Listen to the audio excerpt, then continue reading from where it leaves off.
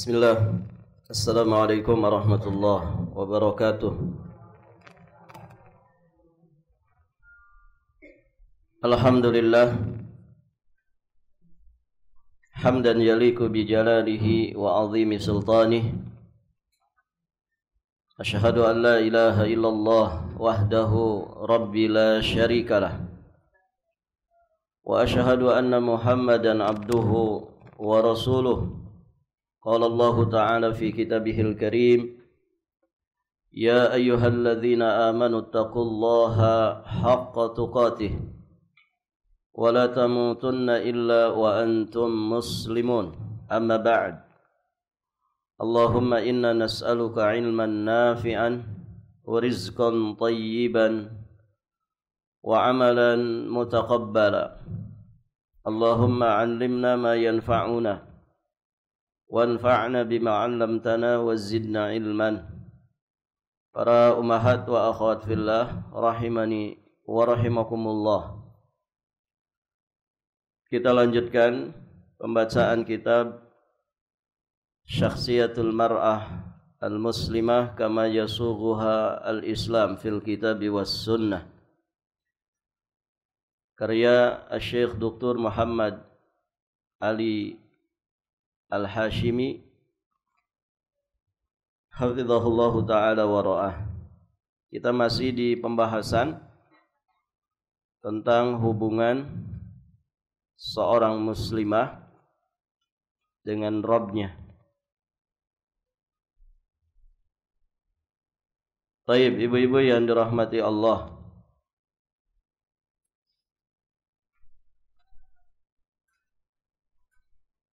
berikutnya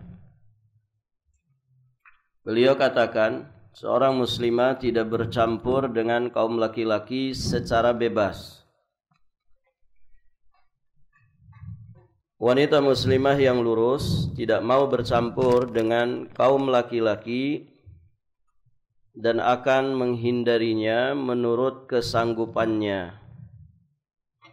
Tidak mencari-cari jalan untuk bercampur dengan laki-laki dan juga tidak mendorong orang lain melakukannya. Dalam hal ini dia akan mengikuti Fatimah binti Rasulullah sallallahu alaihi wasallam dan juga mengikuti ummahatul mukminin. Dia mengikuti istrinya orang-orang salaf, orang-orang terdahulu yang saleh dari kalangan sahabat tabi'in dan siapapun yang mengikuti mereka dengan cara yang baik. Jadi mereka bercermin, mereka mengambil teladan dari wanita-wanita yang mulia, dimuliakan Allah Subhanahu wa ta'ala. Tentu wanita-wanita paling mulia siapa pertama kali? Siapa ibu? Iya, yang disandingkan bersama manusia terbaik, yakni para istrinya Rasulullah sallallahu alaihi wa alihi wasallam. Kemudian putrinya beliau Fatimah. Kemudian juga istrinya orang-orang saleh terdahulu. Dia tentu menyadari bahwa pergaulan bebas membawa dampak yang kurang baik terhadap kedua belah pihak. Dampak ini bisa dirasakan orang-orang barat di berbagai sektor kehidupannya. Khususnya terlihat dengan menurunnya prestasi belajar. Karena itu mereka sengaja hendak memisahkan anak-anak putri dan anak laki-laki di berbagai jenjang pendidikan dan lembaga-lembaga sekolah. Usaha ini sudah disaksikan sekian banyak tokoh pendidikan dari kalangan orang-orang muslim yang pernah berkunjung ke Eropa, Amerika dan Rusia. Di antaranya Ustadz Ahmad Mudhir Al-Uzmah yang diutus Kementerian Pendidikan Syria untuk mengadakan survei ilmiah ke Belgia. Di sana dia mengunjungi beberapa sekolah dan lembaga pendidikan Belgia. Dalam sebuah kunjungannya ke sekolah dasar khusus anak-anak putri, dia bertanya kepada direkturnya yang juga wanita, "Mengapa Anda tidak mencampur pelajar putra dan putri di jenjang pendidikan ini?" Maka direktur sekolah dasar itu menjawab, "Kami sudah merasakan sendiri dampak negatif mencampur pelajar putra dan putri, sekalipun itu di jenjang sekolah dasar seperti ini." Jadi Masya Allah, orang-orang di luar sana mereka menganalisa, mereka mengkaji ulang ya dampak buruk dari ketika sekolah itu dicampurkan antara siswa dengan siswinya, padahal ini masih di jenjang sekolah dasar. Barakallahu fikum. Kita mengalami itu enggak Ibu? Semoga Allah mengampuni kita semua. Bahkan di jenjang berikutnya gitu ya, di jenjang SMP, di jenjang SMA, bahkan sampai di kampus saat kuliah. Barakallahu fikum. Yang dipisah saja tetap saja ada yang kemudian kecolongan gurunya begitu ya. Yang pacaran tetap saja ada. Ada santri yang pernah cerita itu pacaran ala santri gitu. Ini santri ya, santri pondok putra dengan pondok putri. Ya karena tidak mungkin mereka ketemu, pondoknya juga terpisah, dipisahkan oleh benteng, oleh pagar yang begitu tinggi. Ternyata mereka tidak kehabisan akal, tetap bisa komunikasi. Pakai apa tuh Bu? Jadi karena gedung mereka tinggi, itu mereka dari jendela, yang ikhwannya dari jendela pondok ikhwan, kemudian yang akhwatnya dari jendela pondok akhwat, dan mereka saling berkode, entah pakai sandi apa begitu ya, pokoknya komunikasi gitu ya. Masya Allah, ini terjadi gitu. Padahal itu di pondok yang sudah dikondisikan, bisa terjadi. Demikian pula mungkin pas pada keluar, barakallahu fikum. Nah itu yang dipisahkan tetap saja ada. Bagaimana lagi yang hari-hari memang bersama. Apalagi kadang sebagian guru itu punya inisiatif supaya anaknya tidak pada rame ketika belajar, itu diselang-seling duduknya. Saya pernah mengalami itu gitu.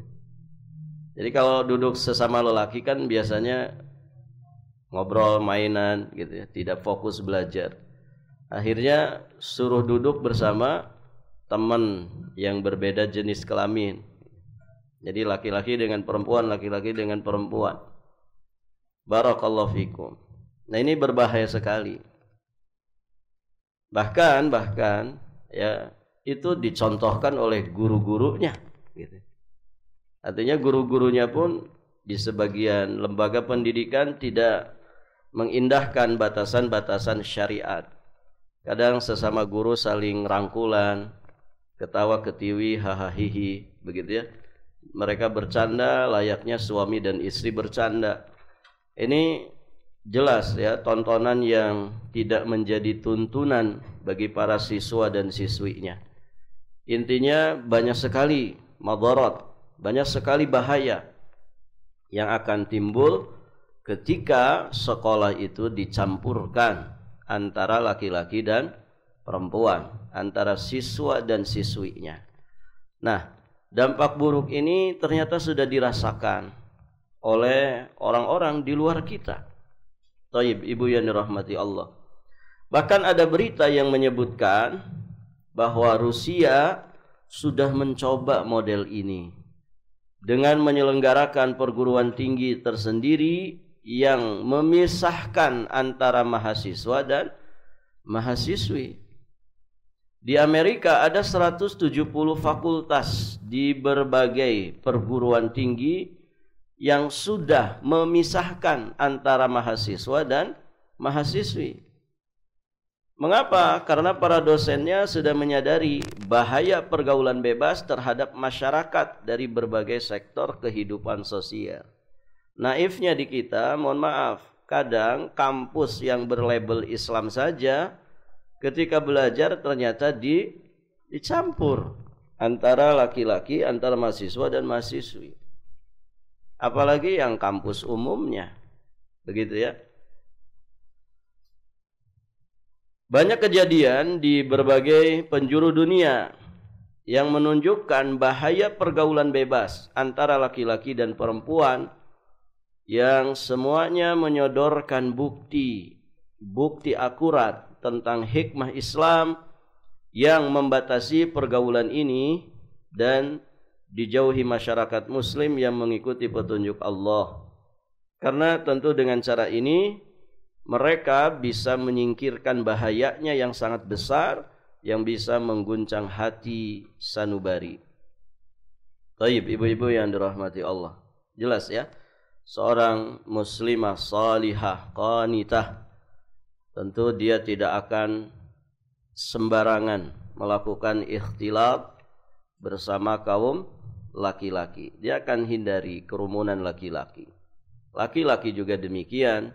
Dia akan berusaha menghindari kerumunan perempuan. Taib. Berikutnya, tidak berjabat tangan dengan laki-laki yang bukan mahramnya. Ini dosa yang paling banyak mungkin dikerjakan.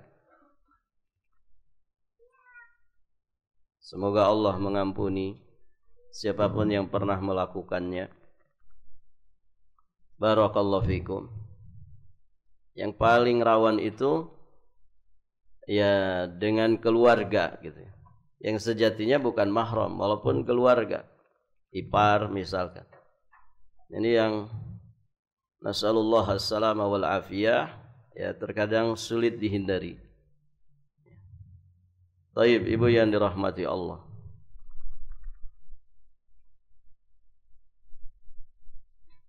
Tidak berjabat tangan dengan laki-laki yang bukan mahram.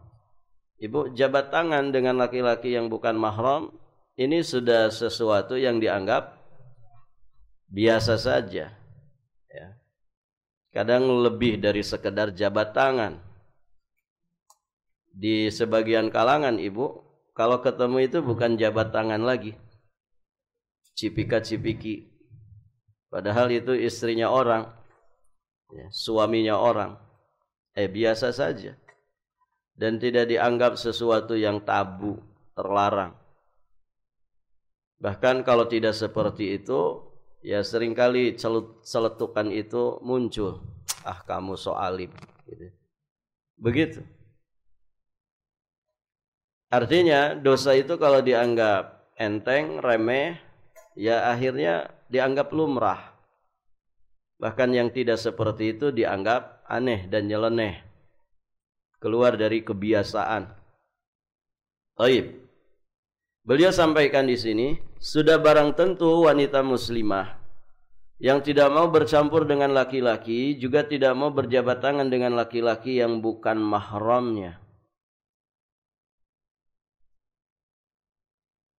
Jadi wanita muslimah yang tidak mau ikhtilat, campur baur dengan laki-laki, pasti dia pun tidak mau berjabat tangan dengan laki-laki yang bukan mahramnya. Yang demikian ini karena dia mengikuti sabda Nabi SAW dan juga contoh tindakan beliau sebagaimana yang diriwayatkan oleh Asy-Syaikhain, yakni Imam Bukhari dan Imam Muslim, dari sahabat yang mulia, dari ibunda yang mulia Aisyah Ummul Mukminin radhiyallahu taala anha wa ardhaha.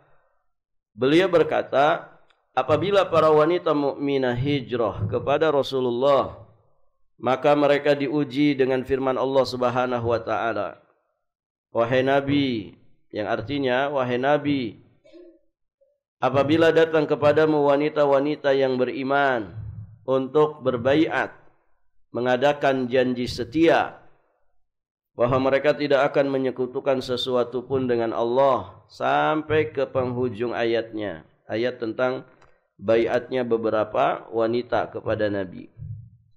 Maka ibunda Aisyah berkata lagi,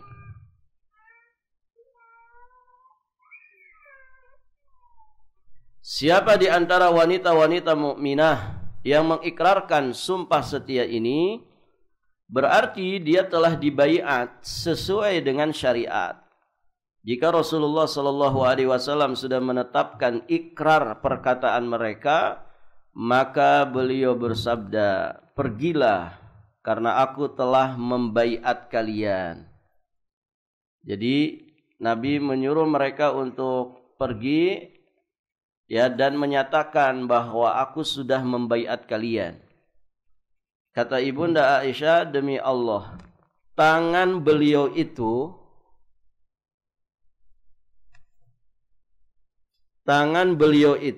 ibu-ibu yang dirahmati Allah, tidak menyentuh. Tangan beliau sama sekali tidak menyentuh tangan seorang wanita pun.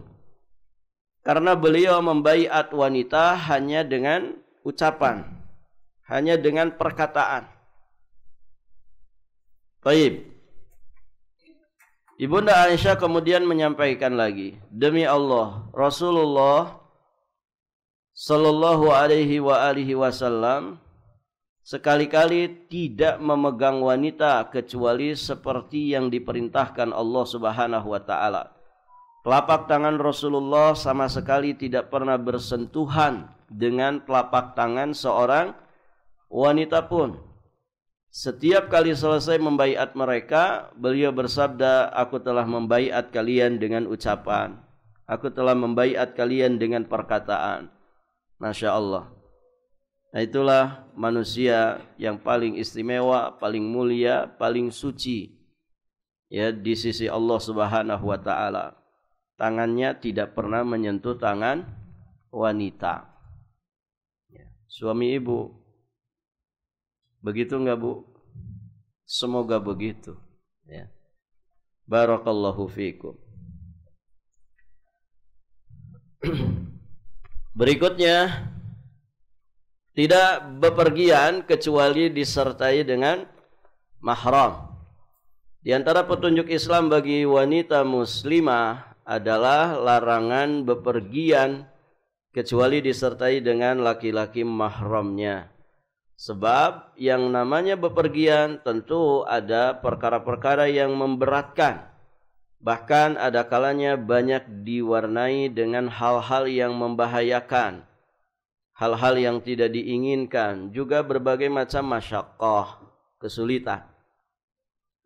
Tidak selayaknya wanita mengalami dan menghadapi sedikit pun dari hal-hal tersebut dalam keadaan sendirian, tanpa disertai dengan mahramnya. Nah, ini hikmah, kenapa mesti dengan mahram. Maka jangan sampai wanita itu menghadapi sedikit pun dari perkara-perkara tadi tanpa disertai mahramnya, yang tentunya mahram itu siap membantu, membawakan barang-barang bawaan, menyingkirkan bahaya, dan lain sebagainya. Oleh karena itu datang petunjuk Nabi yang melarang wanita itu bepergian sendirian. Di Sahih Al-Bukhari disebutkan, la tusafirul mar'atu thalathata ayyam illa ma'adhi mahramin.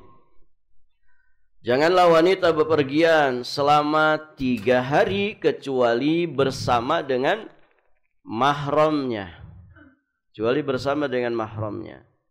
Di Sahih Muslim disebutkan la yahillu, tidak halal, berarti haram. La yahillu limra'atin tu'minu billahi wal yawmil akhir tusafiru masirata thalatha layalin illa wa ma'aha dhu mahramin. Tidak halal bagi wanita beriman kepada Allah dan hari akhir bepergian dengan jarak perjalanan 3 malam kecuali bersama mahramnya. Taib, ibu-ibu yang dirahmati Allah. Dan mahram itu dari laki-laki atau perempuan, Bu? Laki-laki. Karena kalau dari perempuan ya sama saja. Dari laki-laki. Di mana laki-laki tentu dia bisa menjamin keamanan. Artinya fisiknya jelas lebih kuat daripada fisik wanita. Hatinya pun sama. Hati laki-laki itu lebih kuat daripada hati wanita. Betul begitu, Bu? Hadis-hadis yang menyebutkan masalah ini sangat banyak sekali. Saya cukupkan dengan 2 hadis ini saja. Yang pasti semuanya menegaskan syarat adanya mahram yang menyertai perjalanan wanita. Kecuali dalam kondisi-kondisi tertentu yang memaksa, seperti yang telah dijelaskan para ulama. Taib, ibu-ibu yang dirahmati Allah. Tapi itu pun pendapat mereka juga berbeda-beda. Jadi wanita muslimah harus benar-benar taat kepada Rabbnya, mengikuti perintahnya, menjauhi larangannya, ridha terhadap hukumnya, melaksanakan ajaran-ajaran agama, syiar dan juga adabnya, sabar dalam melaksanakan kewajiban taat kepada Allah. Sekalipun, nah di sini kalimat penting, sekalipun kata beliau terkadang bertentangan dengan pemahaman-pemahaman sosial yang berlaku di tengah masyarakat. Yang berlaku di tengah-tengah masyarakat kita, ya safar itu bagi perempuan lumrah saja kalau dia sendirian. Begitu kan, Ibu? Lumrah enggak kalau di kita? Oh, lumrah. Malah kebanyakan kalau kita itu safar di satu bis atau di satu kendaraan, itu justru didominasi siapa? Perempuan. Ya kan? Bahkan pegawai-pegawainya saja ada kebanyakannya siapa? Perempuan. Ibu kalau naik pesawat, pramugara dengan pramugari banyak mana? Pramugari. Dia sama mahramnya? Tidak. Ya sama krunya saja. Pilot dan kru. Gitu kan? Ada sebagian maskapai ada pramugaranya, tapi kebanyakannya pramugari. Begitu kan? Wong sekarang mah bis saja ada pramugarinya. Bis. Kalau di Jawa ya, di sini ya bisnya tidak banyak. Taib, ibu yang dirahmati Allah. Di kereta itu, pelayan-pelayan di kereta itu sekarang sudah pakai pramugari atau apalah istilahnya. Nah begitu. Artinya ya di masyarakat kita safar tuh ya bebas saja, kayak nggak ada aturan. Mau safar sendirian kah, mau sekeluarga barengan, ya. Yang penting aman dan selamat saja, kan begitu. Ya justru perempuan safar sendirian itu mengundang bahaya. Taib, ibu-ibu yang dirahmati Allah.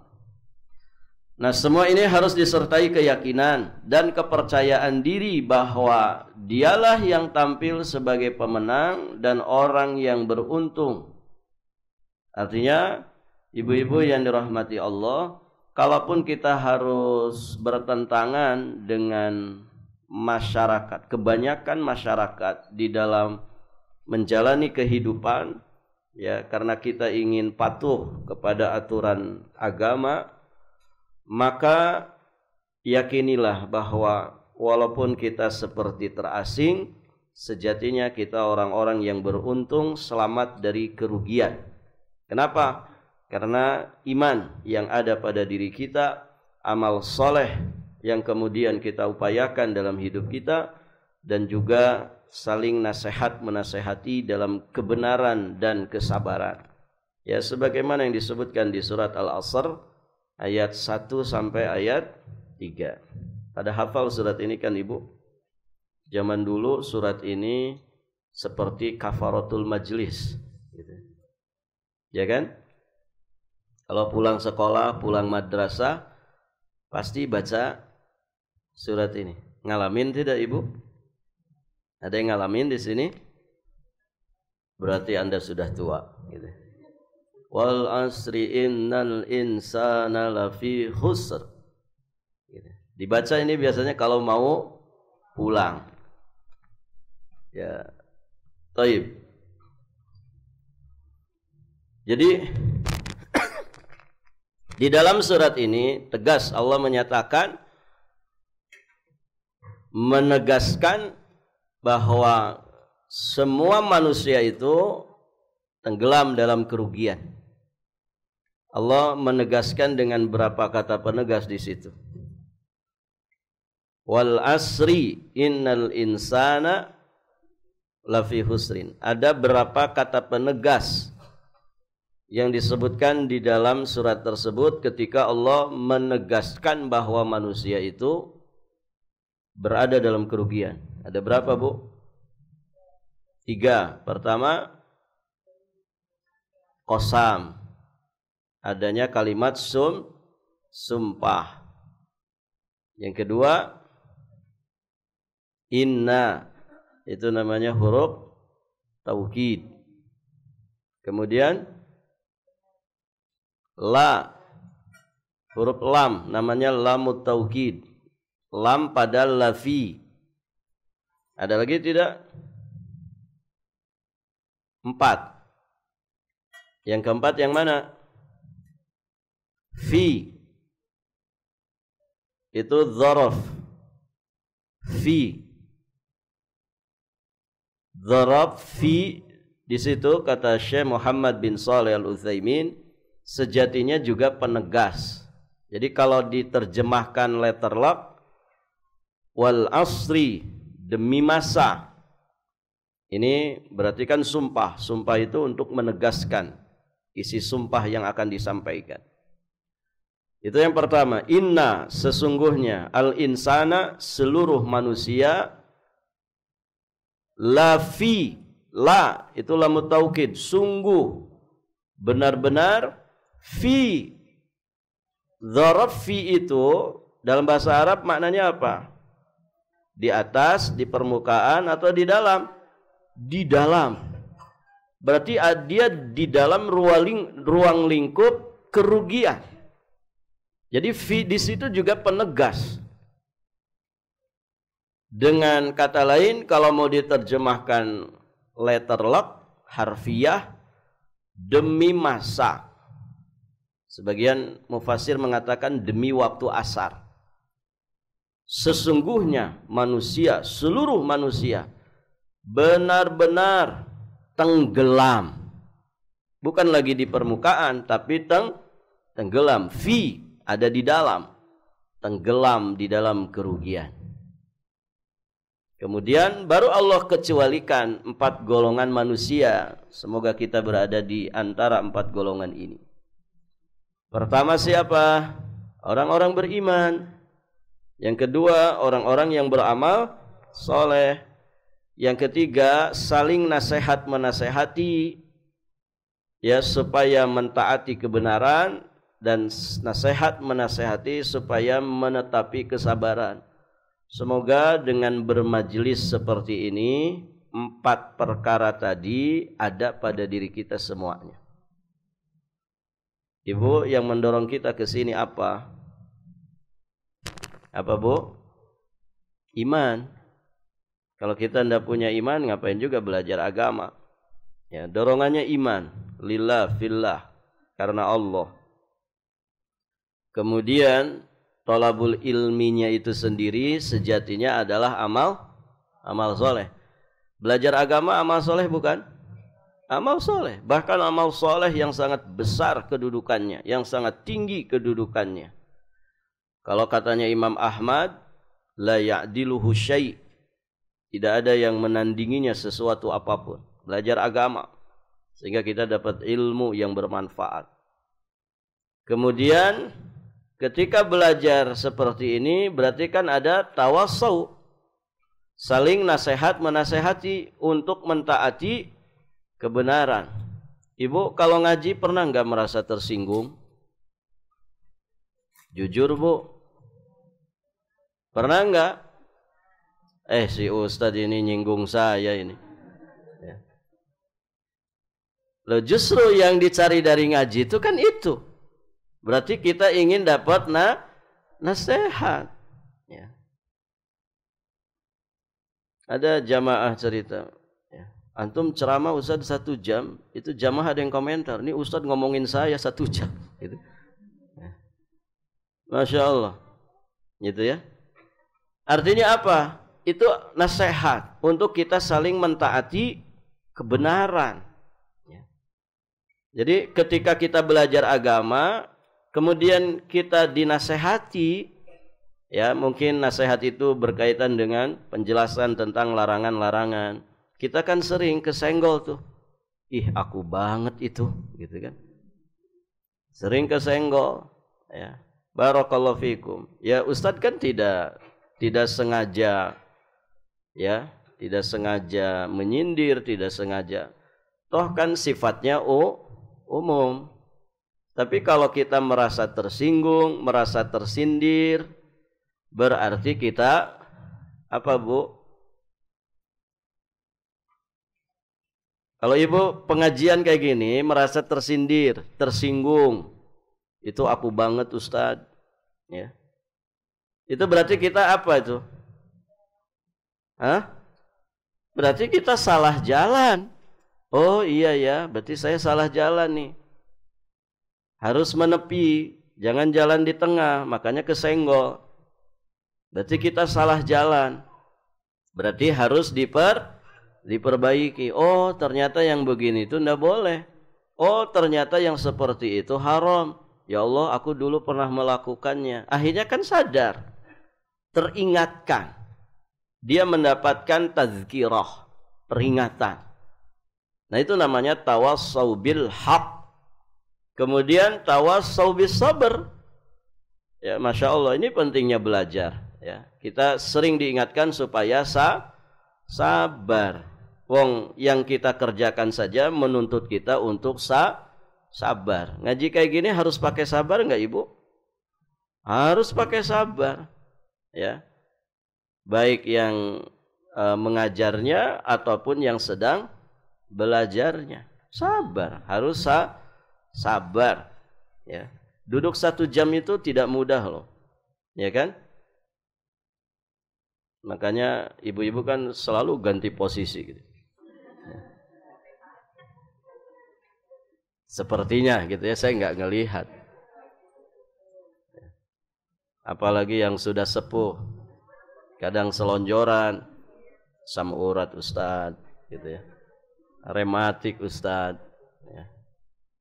Di depan masih kosong, dia nyari sandaran.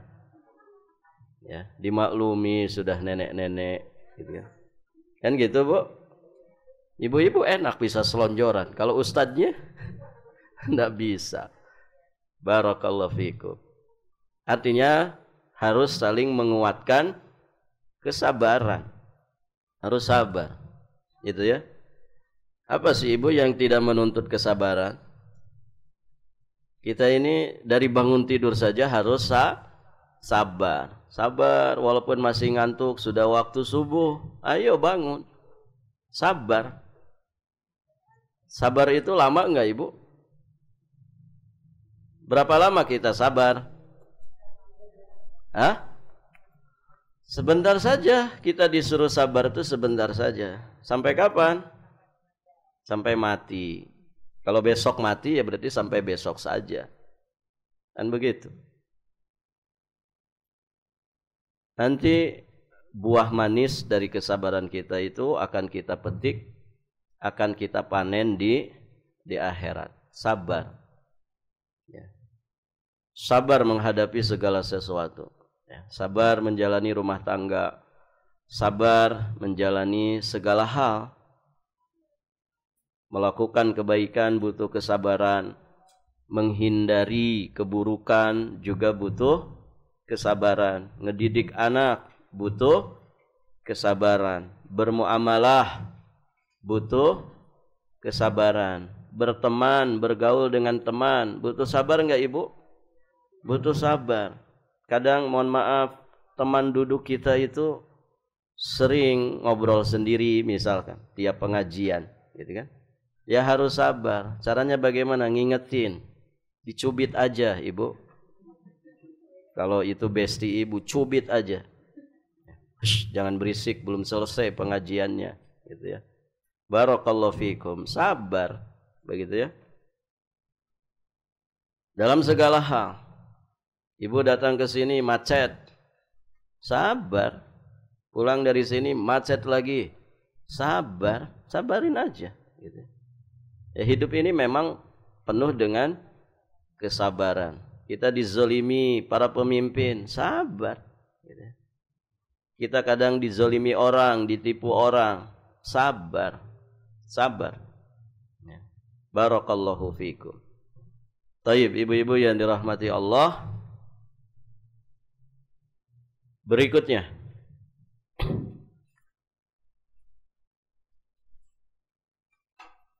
ridho terhadap qada Allah dan juga qadarnya. Ini juga penting. Wanita muslimah yang mentaati perintah Rabbnya tentu ridho terhadap qada dan qadarnya. Makanya beriman kepada takdir itu masuk dalam rukun iman. Enggak ada iman kepada takdir, maka tidak ada keimanan. Ini penting. Ridho terhadap ketetapan Allah. Keridhaan ini termasuk tanda iman, jelas. Tanda ketakwaan dan juga ketaatan yang paling besar pada diri manusia.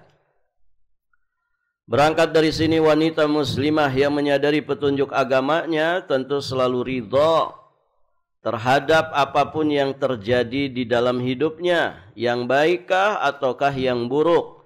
Makanya kan ada wa tu'mina bil qadari khairihi wa syarri di hadis Jibril ya. Ketika Nabi ditanya tentang iman, beliau menjawab dengan menyebutkan rukun iman yang 6. Salah satu di antaranya wa tu'mina bil qadari khairihi wa syarri.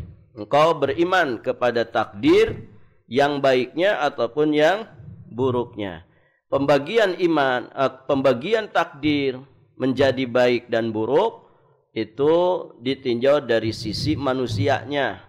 Adapun dari sisi Allahnya sebagai Al-Qadir, Al-Muqtadir, Al-Qadir yang maha menakdirkan, kuasa untuk menetapkan segala sesuatu, maka ditinjau dari sisi Allahnya, semua perbuatan dan ketetapan Allah itu baik. Tidak ada yang buruk. Wasyarru laisa ilaik.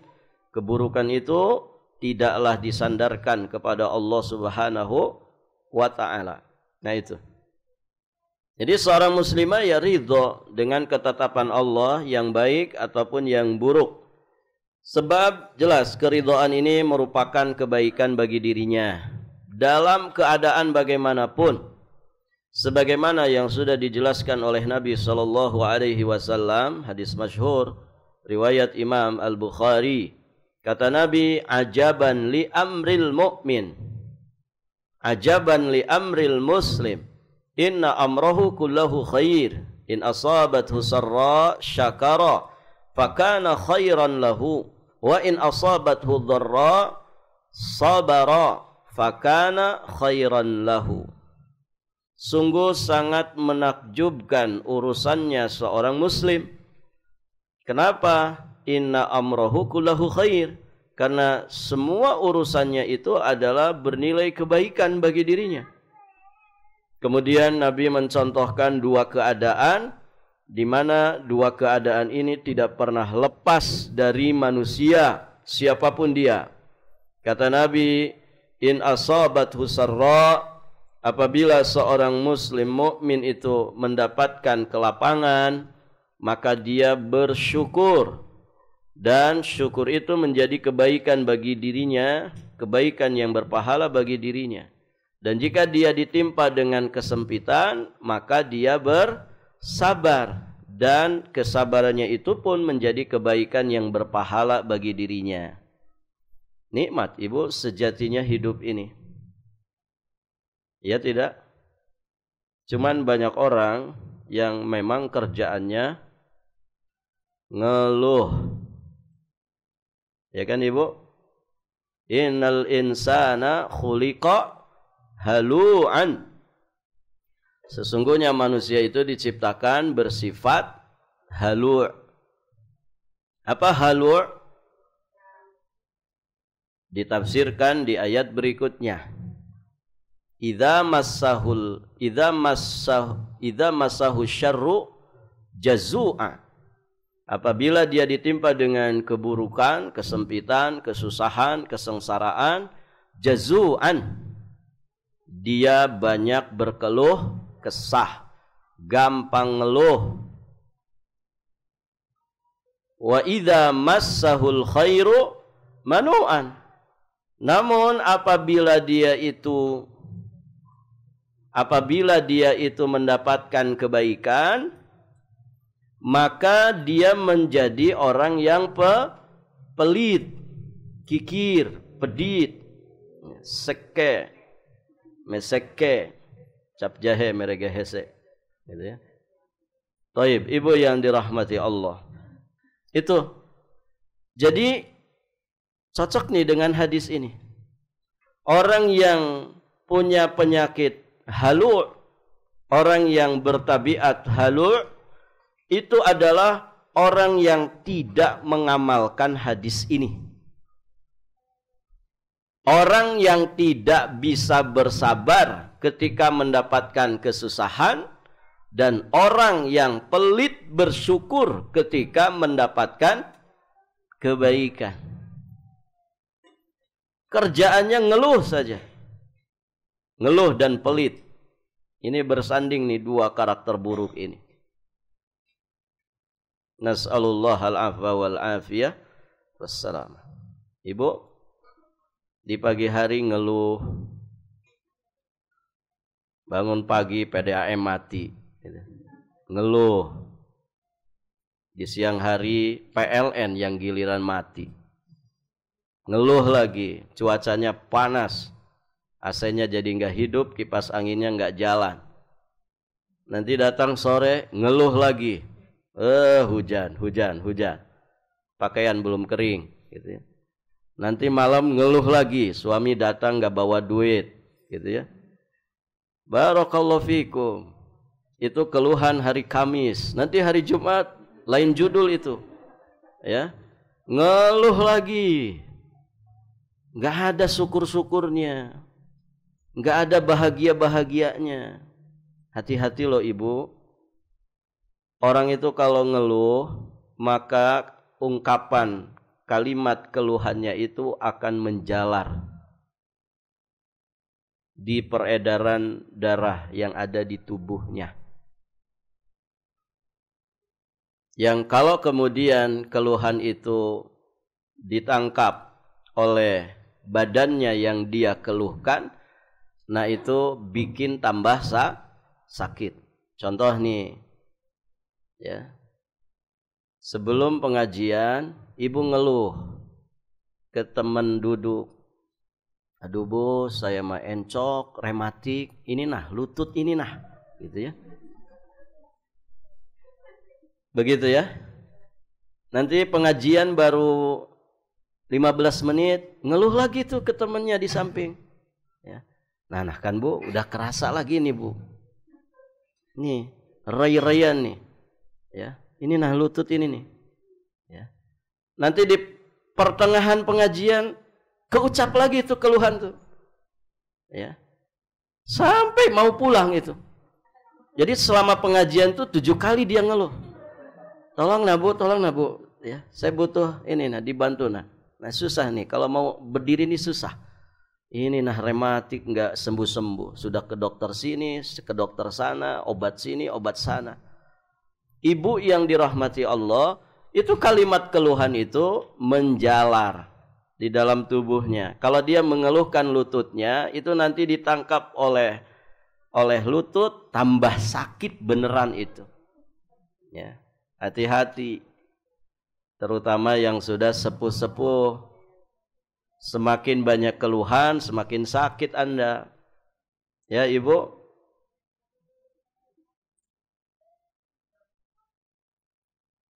Ada, ya para, dalam Islam sudah jelas ya, mengeluh itu diperingatkan.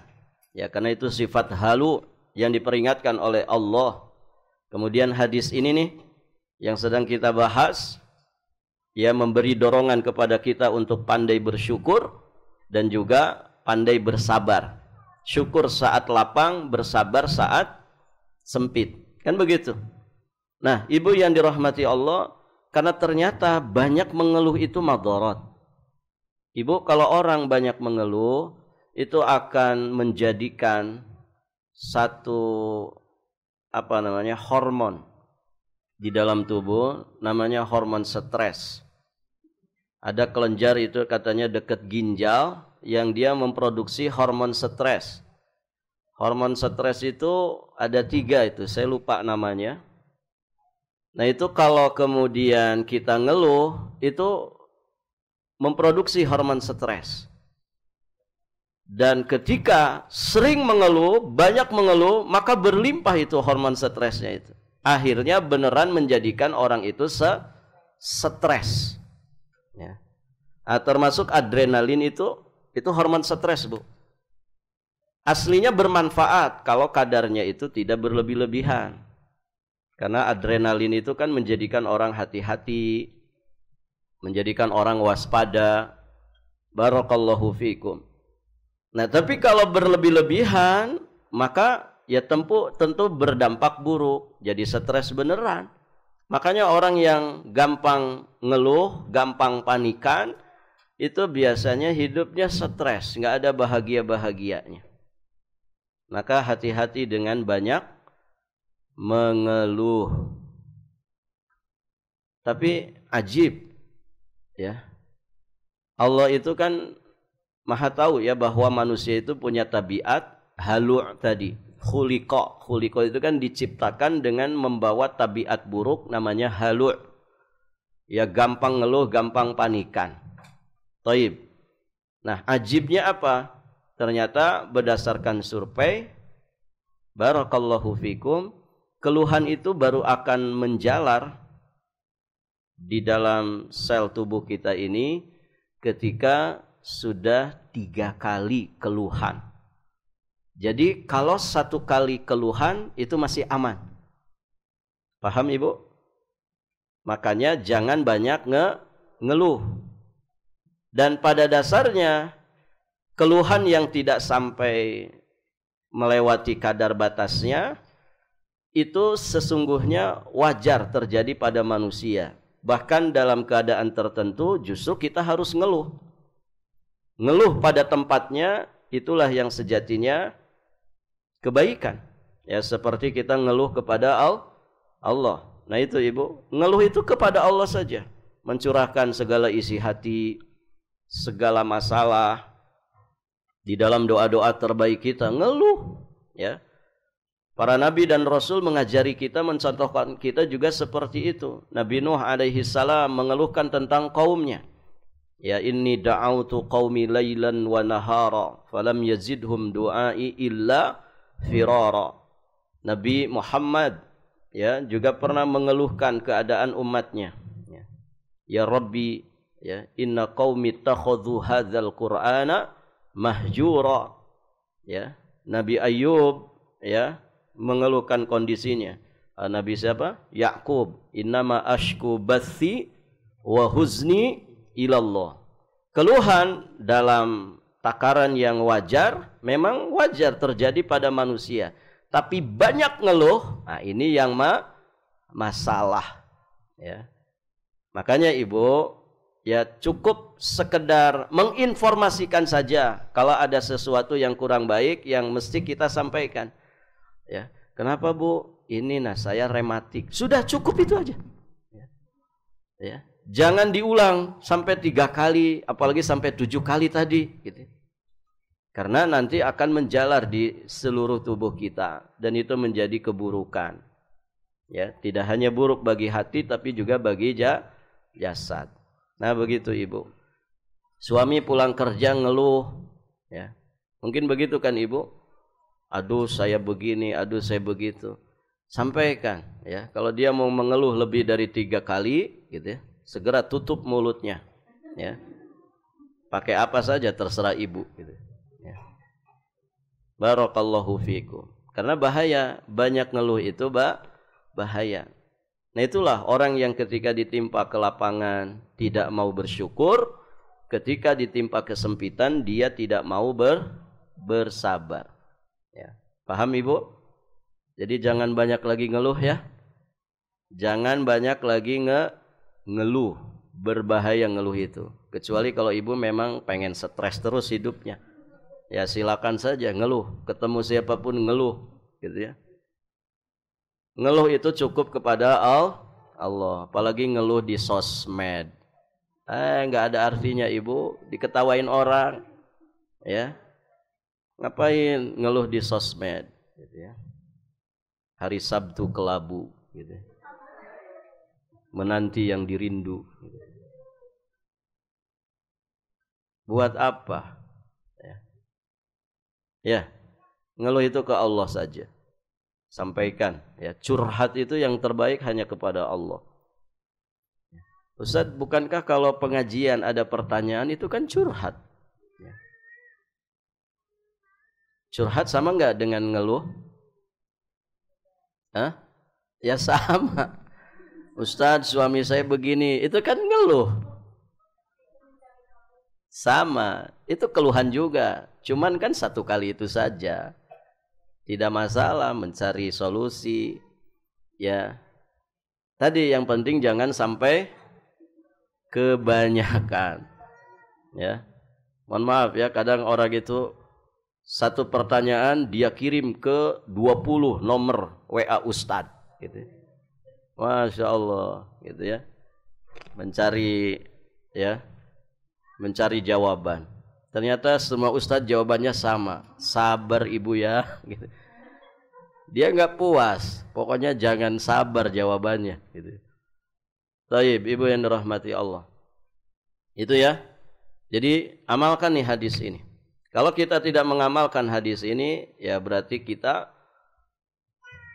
terindikasi berpenyakit halu'. Taib, Ibu yang dirahmati Allah. Kita lanjutkan sedikit. Dengan ketegaran hatinya, wanita muslimah benar-benar yakin bahwa apa yang menimpa dirinya dalam kehidupan ini bukan untuk menganggapnya berbuat salah. Dan kesalahan yang dilakukannya bukan untuk menimpakan musibah kepadanya. Semua itu berdasarkan qadha dan qadar. Karena itu semua urusannya adalah baik. Begitu Bu. Artinya apa? Ini kalau kita mendapatkan sesuatu yang tidak baik, ya sabar. Sabar, introspeksi diri, memperbaiki diri. Artinya apa? Itu kan ternyata menjadi peluang bagi kita untuk meraih pahala dari amal soleh yang bernama kesabaran. Begitu. Jadi enjoy saja begitu. Semuanya kenikmatan. Bahkan saat orang terperosok ke dalam kesalahan, maka dia amalkan amal soleh yang begitu besar namanya taubat. Dan semua ini, ya sabarnya, ya syukurnya, ya taubatnya, sejatinya itu adalah jalan kembali kepada Allah. Syukur itu kan kepada Allah. Sabar itu kan karena Allah. Taubat itu kan juga kepada Allah. Bagaimana orang yang kembali kepada Allah kemudian tidak berbahagia? Pasti bahagia. Dia mendapatkan tasliyah, mendapatkan hiburan hati yang sangat luar biasa. Ya, ibu-ibu yang dirahmati Allah. Jadi semua atau segala sesuatu berdasarkan qada dan qadar.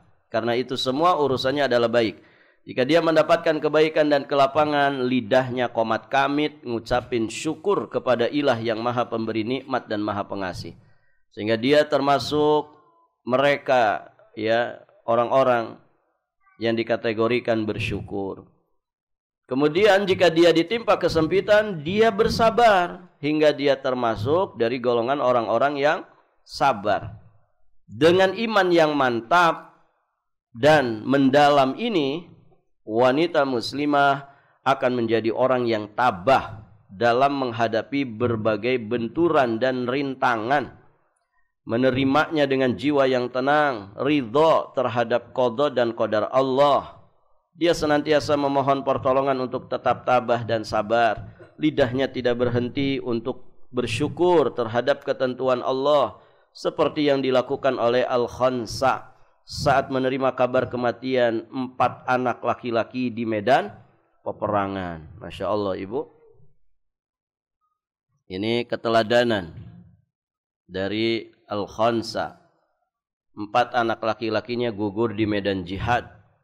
Saat menghadapi peristiwa ini, beliau berkata, segala puji bagi Allah yang telah memuliakan diriku dengan kematian mereka secara syahid. Aku berharap agar Allah menyatukan aku dengan mereka di tempat yang dirahmatinya. Ada pula wanita yang langsung menuju musholanya, memohon kesabaran dan ketabahan, seperti yang dilakukan oleh Asma binti Umais. Asma binti Umais. Tayyib, ibu-ibu yang dirahmati Allah. Setelah ditimpa beberapa musibah secara bertubi-tubi, dia kehilangan suaminya yang pertama yang bernama Ja'far bin Abu Talib, lalu kehilangan suaminya yang kedua Abu Bakar As-Siddiq, lalu disusul anaknya Muhammad bin Abu Bakar. Orang-orang semacam Al-Khansa dan Asma banyak bertebaran memenuhi lembaran sejarah kehidupan para wanita muslimah yang sabar dan tabah, dan mereka akan mendapatkan limpahan pahala dan limpahan pahala dari Allah. Itu di buku Ibu Dan ya. Itu dari ya. Ini banyak salah tulis. Mereka akan mendapatkan limpahan pahala dari Allah tanpa batas.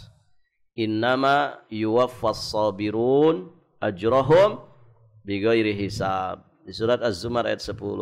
Sesungguhnya hanya orang-orang yang bersabarlah yang dicukupkan pahala mereka tanpa batas. Jadi ibu, penting ya menempa mental kita supaya kita memiliki mental yang baja. Karena seorang mukmin itu adalah orang yang siap diuji, harus siap diuji. Nah, melatih mental itu gimana, Bu? Supaya kita punya mental yang kuat. Kata orang, sekuat baja.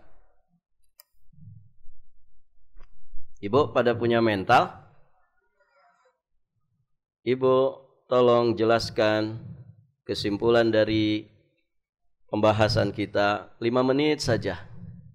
Kemudian ustadznya nunjuk satu jamaah dari ibu-ibu misalkan.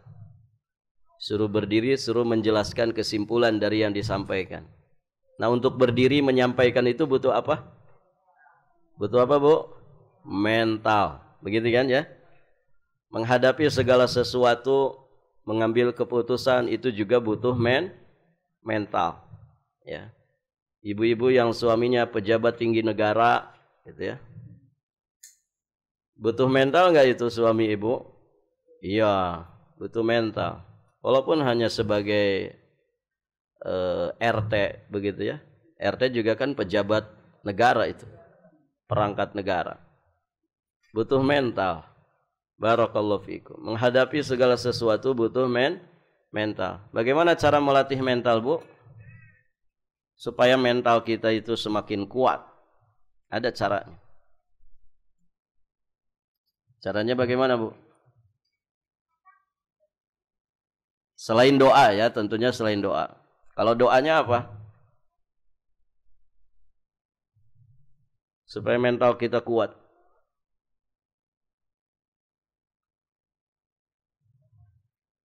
Suka berdoa enggak ibu? Apa doanya? Ya muqallibal qulub, Sabbit qalbi ala dinik. Nah, itu kan mental. Ya Allah, kokohkan hatiku di atas agamamu. Apapun hambatan, rintangan, tantangan di dalam menjalankan agama ini, kokohkan, tegarkan hatiku di atas agamamu, di atas ketaatan kepadamu. Atau Rabbana afrig alaina sabra wa thabbit aqdamana wansurna alal qaumil kafirin. Nah, ini permohonan kepada Allah supaya kita punya mental yang kuat, kesabaran yang tangguh, ketabahan yang kokoh. Taib. Nah, selain doa bagaimana? Melatih mental supaya semakin kuat itu, ibu, apa ya istilah orang sekarang tuh? Men-challenge diri sendiri. Apa, Bu? Memberi tantangan. Ibu kerjain sesuatu yang bikin malas. Paham maksudnya? Yang bikin kita malas. Contoh, saya pengen baca Quran setengah jam. Kira-kira malas nggak ibu? Malas. Itu. Sesuatu yang bikin kita malas. Baca Quran misalkan setengah jam. Kan hawanya apa tuh, Bu? Hawanya malas kan? Baca Quran setengah jam gitu ya. Nah, ketika muncul malas itu, ibu lawan. Ya. Do it kata orang. Ya. Kerjain aja. Begitu. Nah, nanti kalau sudah jadi kebiasaan, jadi enteng nih. Baca Quran setengah jam tuh jadi enteng. Tambah lagi. Kalau gitu 1 jam. Aduh, males lagi. Hawanya males. Ayo kerjain. Nah, begitu ibu. Apapun itu. Jadi, semakin kita memberikan tantangan kepada diri kita sendiri, levelnya semakin naik, maka mental kita semakin kuat. Mental kita semakin kuat. Artinya terbiasa menghadapi tantangan rintangan. Contoh yang nggak pernah olahraga. Ada di sini yang nggak pernah olahraga? Sepertinya banyak. Saya harus olahraga minimal 1 hari setengah jam. Bikin malas gak ibu? Bikin malas kan? Karena tidak pernah olahraga. Pokoknya setengah jam. Aduh malas Muncul hawa malas. Nah, makanya segera lawan. Kerjakan. Nanti jadi enteng tuh. Olahraga setengah jam, jadi enteng. Tambah lagi. Kalau gitu saya harus 1 jam. Ya. Nah, begitu ibu yang dirahmati Allah. Atau apalagi yang bikin malas, Bu? Rutin baca buku. Ya kan ibu? Pokoknya pelajaran di kajian, ya, usahakan sebelum diajarkan saya baca dulu. Kalau bisa hatamkan, ya, sebelum dihatamkan di pengajian. Baca, ya, kasih target setengah jam saya harus baca buku. Malas enggak ibu? Malas hawanya. Lebih senang baca komen kan? Daripada baca kitab. Ya kan ibu? Nah, pokoknya apa yang bikin kita itu muncul hawa malasnya, lawan, kerjain. Sampai menjadi habit, sampai menjadi kebiasaan. Nanti tambah lagi tantangannya. Begitu. Contoh lagi misalkan tahajud. Aduh, berat tahajud itu. Males, ngantuk, gitu ya. Loyo. Nah, paksakan kerjakan.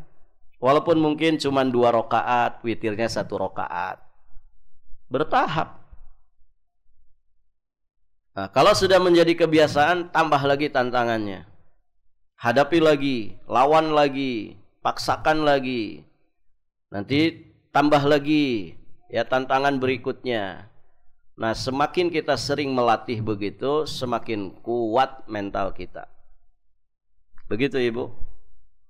Kalau orang gitu-gitu saja, ya beginilah hidup saya, normal-normal saja, tanpa pernah dia men-challenge dirinya, memberikan tantangan kepada dirinya sendiri, ya begitu-begitu aja hidupnya. Tidak ada peningkatan yang signifikan pada dirinya. Nah, itu Ibu yang dirahmati Allah. Boleh dicoba itu, boleh dicoba supaya kita memiliki mental yang kuat. Anak-anak kita juga begitu, jangan dimanjain. Ya. Berikan dia satu tantangan, disesuaikan dengan sikonnya, disesuaikan dengan perkembangan umurnya. Ya, supaya apa? Supaya dia punya mental. Nanti berikan lagi tantangan berikutnya, bertambah kuat lagi mentalnya, dan terus demikian. Kelak di masa dewasa dia akan siap menghadapi tantangan yang sulit sesulit apapun. Begitu. Kenapa? Karena sudah terlatih. Sudah terlatih. Ya, jangan dimanjakan. Nah, itu ibu-ibu yang dirahmati Allah. Allahu a'lam bis-shawab. Boleh dicoba Ibu ya. So, bikin tantangan, tentu dalam koridor kebaikan. Ya, terutama kebaikan agama kita. Yang belum biasa tahajud, dicoba. Tantang diri sendiri untuk bisa tahajud. Yang belum rutin baca Quran, tantang diri sendiri untuk rutin baca Quran. Nanti naikkan levelnya. Semakin kita terlatih menghadapi tantangan, kesulitan. Sulit kan? Orang yang gak pernah tahajud, Ibu, ngadepin tahajud itu kan berat ya. Berat tidak? Berat. Orang yang tidak rutin baca Quran, ya, ngadepin baca Quran itu kan berat. Tadi ya, dia lebih senang baca komen daripada baca Quran. Tantang diri sendiri, ya. Sampai kemudian dia menjadi terbiasa, naikkan levelnya. Kalau dinaikkan level kan berarti tantangan lagi. Sama kayak Ibu angkat barbel, ya. Kalau Ibu fitness itu kan dari tanpa beban gitu, cuman besinya aja sudah 15 kilo gitu ya, besi batangnya itu. Nanti tambah beban ya setengah kilo kanan kiri jadi 1 kilo, nanti tambah lagi 2 kilo, tambah lagi 3 kilo, terus begitu ya. Nah, insya Allah kita akan semakin terlatih menghadapi beragam macam rintangan dan tantangan, dan itu akan menguatkan mental ya. Ibu yang dirahmati Allah, demikian. Allahu a'lam bis-shawab. Sampai di sini, Bu. Jadi nanti kita bahas nanti kembali kepada Allah. Bulan depan berarti ya. Insyaallah taala. Baik Ibu. Cukup sampai di sini. Baik Ibu, sampai di sini. Subhanakallahumma bihamdik, asyhadu an la ilaha illa anta astaghfiruka wa atubu ilaik. Assalamualaikum warahmatullahi wabarakatuh.